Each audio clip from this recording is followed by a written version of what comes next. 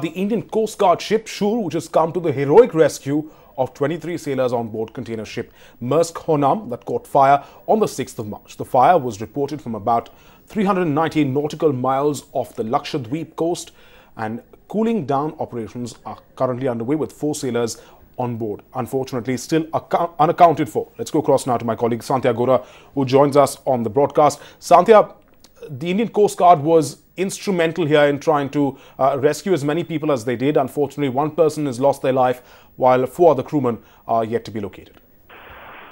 Yes, absolutely. An absolutely heroic act by the Indian Coast Guard. At around 3:30, the information was provided to the media that the fire was brought under control by the Indian Coast Guard. It was the 4th day of the fire on 6th of March. The Maersk vessel, the Maersk ship, and there were more than 7,500 containers in that ship. It caught fire, and the biggest challenge in front of the Indian Coast Guard was to confine the fire, because there were flammable liquid and solid material in those containers. Oil was there in some of the containers, and that is why the fire was very quickly spreading from one container to the other container, and that's why the intensity of the fire was increasing every moment.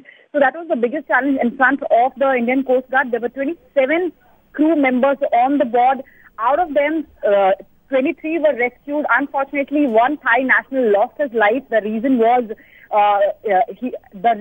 in toxic fume poisoning.